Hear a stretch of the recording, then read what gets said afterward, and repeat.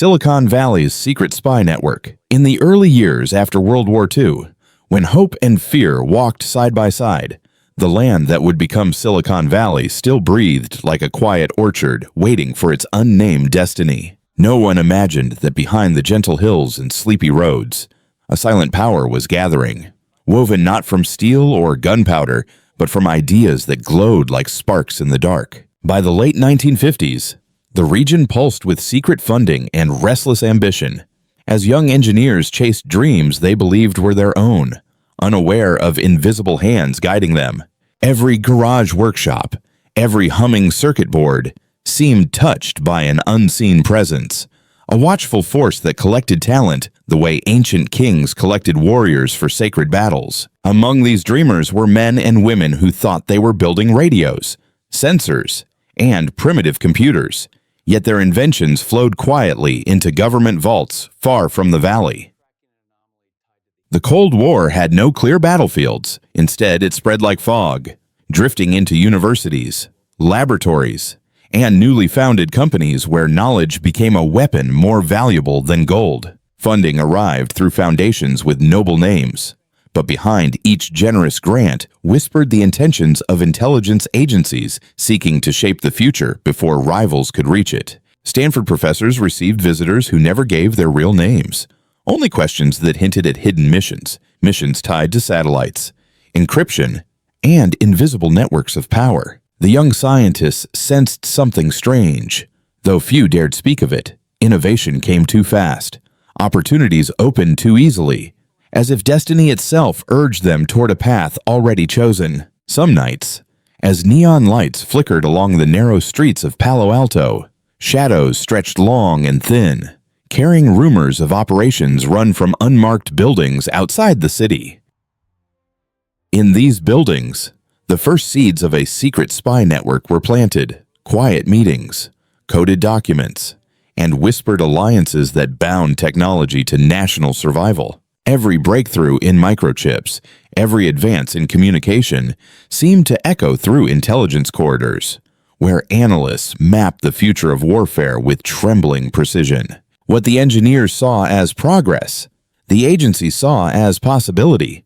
And possibility was a currency worth protecting at any cost, even if truth had to be disguised beneath layers of silence. Slowly, the valley transformed from farmland into a landscape of research parks, each carrying a dual identity, one public and bright, the other hidden and heavy with unspoken purpose. By the early 1960s, companies rose like monuments to innovation, yet beneath their glass windows and friendly slogans, classified projects shaped technologies that would change the world. Some insiders whispered that no invention was truly innocent, that every device held a second life, a secret function, a silent door, crafted for a mission unknown to its own creators. And so Silicon Valley entered its shadowed dawn, a place where ambition and secrecy walked together, where genius served goals far larger than the people who birthed it. In this world of brilliant minds and unseen masters, the line between progress and surveillance blurred into a single path, leading toward a future more powerful and more dangerous than anyone dared imagine. For the network had already begun to grow, threading itself through company after company, claiming loyalty not through fear, but through the irresistible promise of shaping history itself. And, while the valley slept, its neon glow shimmered like a warning in the night, signaling that a new empire of information had awakened, watched over by eyes no one could see. By the dawn of the early 1960s, the valley's quiet orchards had vanished, replaced by concrete laboratories where ambition hummed louder than the wind across the old fruit groves. Most citizens believed Silicon Valley was rising through talent and luck, yet hidden beneath the surface pulsed a deeper force, a network of influence woven by agencies that never slept. Official documents spoke of innovation grants, but internal memos, never meant for daylight, revealed that each dollar carried the weight of intelligence strategy and national survival. The agencies needed allies, and they found them in young companies hungry for funding, eager to chase impossible ideas without knowing their dreams were shaped by invisible architects. Venture capital, a term still unfamiliar to many, spread across the valley like a mysterious current, powered not only by wealthy patrons, but by classified programs hidden behind their names. A handful of startups received generous support for microchips, sensors, and experimental computing systems, unaware that their research echoed the confidential agendas of distant offices. Some engineers noticed patterns, sudden contracts, unexpected visitors, and questions that seemed harmless, but probed too deeply into their prototypes and mathematical breakthroughs. At Stanford, whispered rumors spoke of a special corridor where certain professors met with figures who wore no badges and signed no documents, leaving only the scent of secrecy behind. These visitors spoke gently but with purpose, guiding research toward encryption models, satellite telemetry, and communication systems designed to function far beyond civilian needs. Every breakthrough was quietly reported, not only to investors but to security analysts who mapped technological potential the way old generals mapped battlegrounds before unseen wars. By the mid-1960s, entire companies operated in dual layers, one public and dazzling, crafted for newspapers and investors, and another hidden, accessible only through locked rooms. In these restricted spaces, young minds built devices meant to intercept signals, shield data, and predict enemy intentions long before missiles or armies could be mobilized. Recruitment was subtle.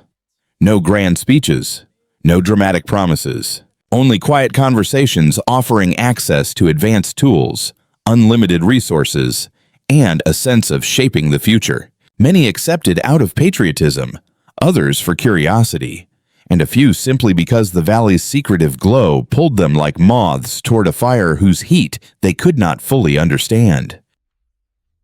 But not everyone walked willingly.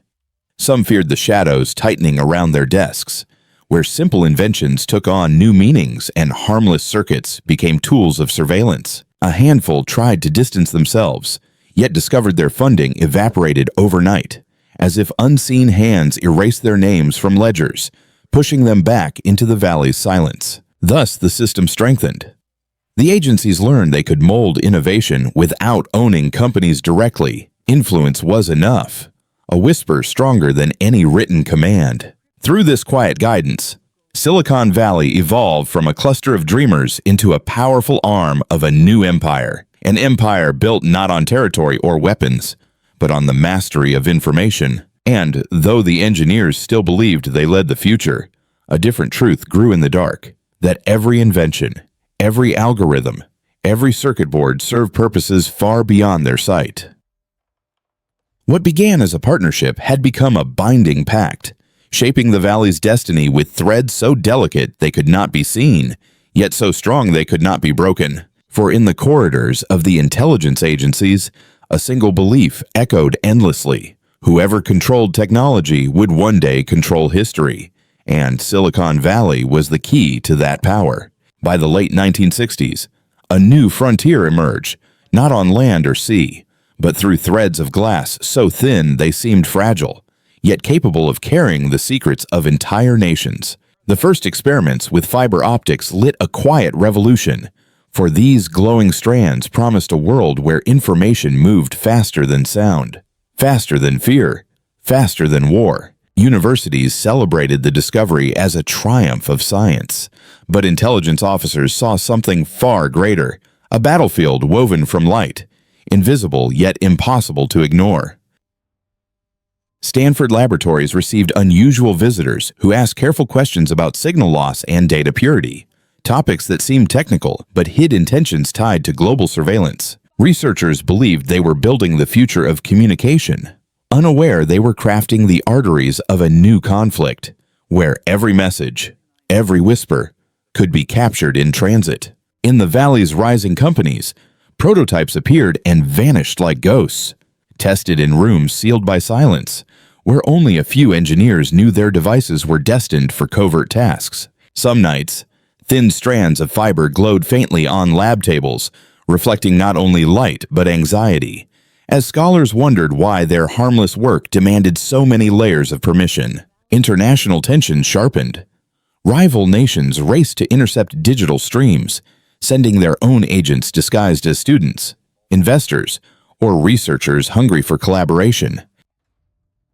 The Valley responded with heightened caution. Firms built secured wings behind ordinary walls, hiding equipment designed to split signals and read data without leaving the slightest trace. Encryption research became the new gold.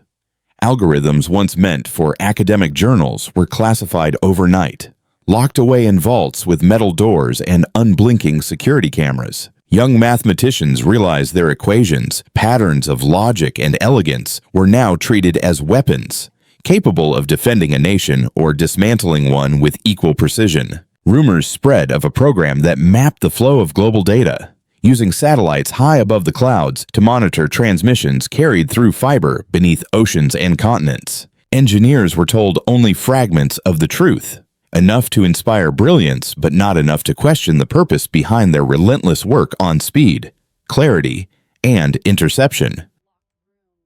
The Valley shifted again, its energy growing sharper, more secretive, as if every circuit board and glowing server carried the pulse of a hidden conflict fought without soldiers. Computers, once massive machines, shrank in size but grew in capability, making it possible to process oceans of data, revealing patterns that spies once needed entire teams to uncover. By the early 1970s, it became clear that whoever controlled the channels of communication would control the world, for information had become both shield and sword. Amid this rising tension, a few scientists sensed the danger ahead and spoke quietly of ethical boundaries, yet their voices dissolved into the hum of machines built for silent wars. Still, the Valley pressed forward, driven by a momentum no one could fully stop, for the promise of progress carried them onward even as the shadow of secrecy darkened their path.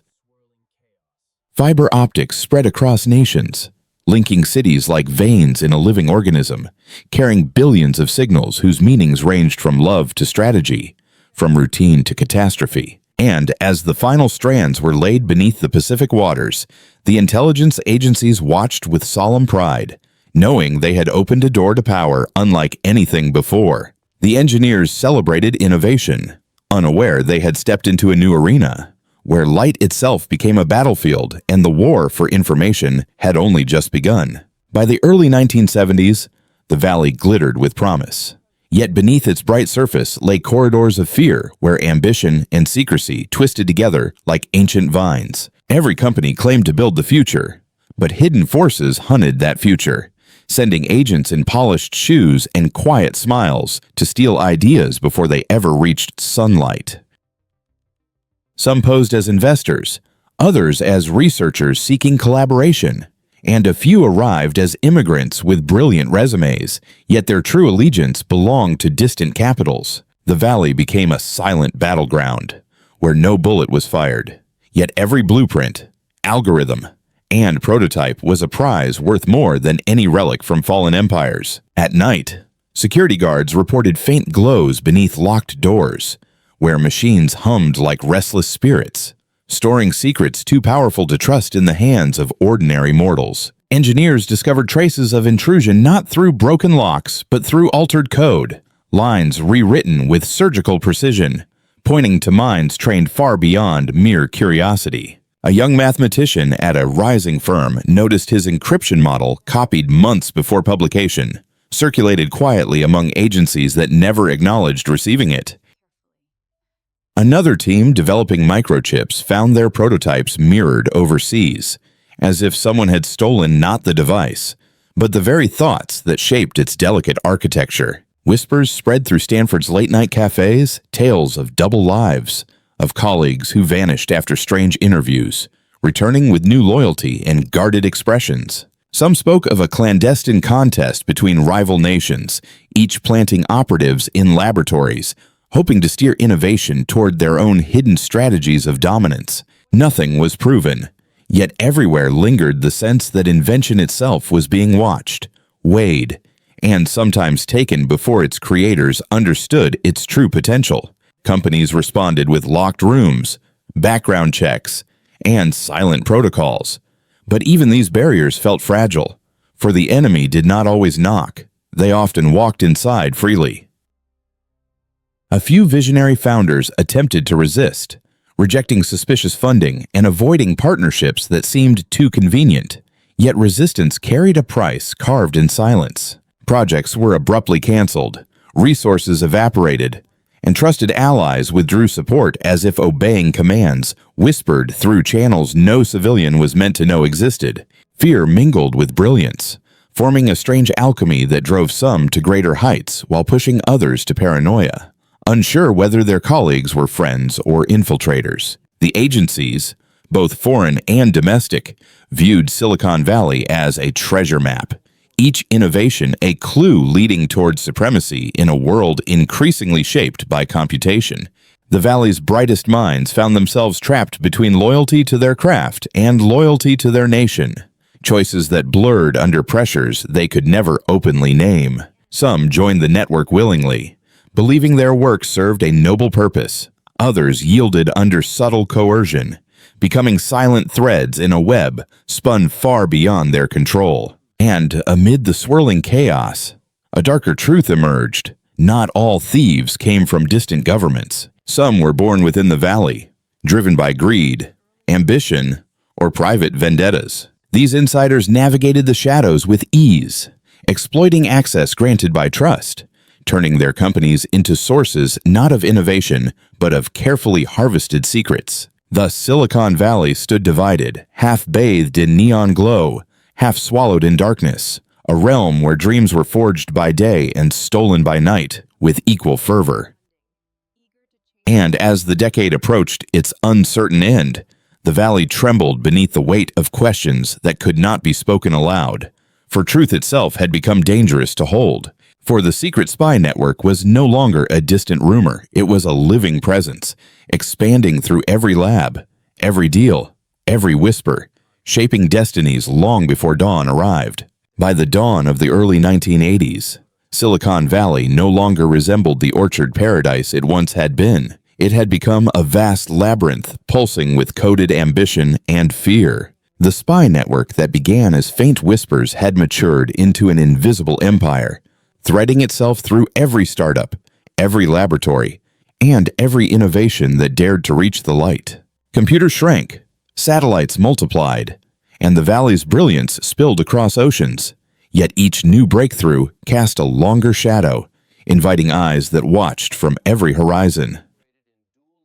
Engineers now sensed the presence long before seeing it, contracts that arrived too quickly, questions that probed too deeply, and alliances that formed with uncanny precision and purpose. A quiet understanding grew. Nothing created in the valley belonged entirely to its maker, for unseen forces shaped every project, guiding progress like silent hands steering a fragile ship. Some innovators embraced the secrecy, believing they served a destiny greater than commerce, while others lived in unease, fearing that their inventions carried motives they never intended. Rumors circulated of a hidden council, a group that blended intelligence officers, investors, and select founders, meeting in windowless rooms to decide which ideas would rise or vanish. They were said to speak in coded phrases, trading knowledge as if it were a rare metal, mapping the future with the confidence of prophets and the caution of seasoned generals. Meanwhile, abroad, rival powers forged their own webs, sending operatives to infiltrate the valley's brightest halls, turning every academic conference into a silent battlefield. Ordinary citizens never saw the struggle, yet its weight shaped their lives, influencing the devices they held, the systems they trusted, and the messages they believed were private. Encryption battles raged behind locked doors, fought not with gunfire but with logic, as algorithms were strengthened, broken, rebuilt, and weaponized with breathtaking speed. Some engineers discovered their inventions deployed in operations they were never told about, missions carried out in distant lands, leaving them to question the legacy of their own genius. A few tried to expose the truth, but their warnings faded into the valley's relentless noise, swallowed by headlines celebrating progress, unaware of the shadows beneath the triumphs. And so the network endured, not through force, but through dependence, for the world now relied on technologies rooted in secrets, crafted decades earlier under neon-lit nights. By the late 1980s, the Valley had become a beating heart of global power, its rhythms dictated by lines of code and decisions whispered in the narrow gap between truth and silence. The engineers who once dreamed freely now walked carefully, guarding ideas as if guarding their own souls at is, knowing that brilliance could be both a gift and a gateway to unseen forces. Some nights, as fog drifted over the hills, the valley seemed to breathe like a living entity, its lights flickering with the restless memories of every secret buried within its walls. Those who listened closely claimed to hear faint echoes, lost conversations, coded messages, and the hum of machines storing truths that could alter the balance of entire nations. And though the Cold War began to thaw, the network did not shrink. Instead, it expanded, adapting to new technologies, new ambitions, and new reasons for powerful men to seek control. For in the age of information, the battles of the past transformed into battles for data, and the Valley stood at the center, holding keys that could decide the fate of the century. In the end, Silicon Valley's secret spy network remained unseen by most, yet it shaped the digital world that followed, like roots buried deep beneath a tree growing toward the sky. And as the camera fades on this final chapter, one truth lingers in the air like cold smoke. Perhaps the greatest secret of all is that the network never ended. It merely learned to hide in the technology we use every single day.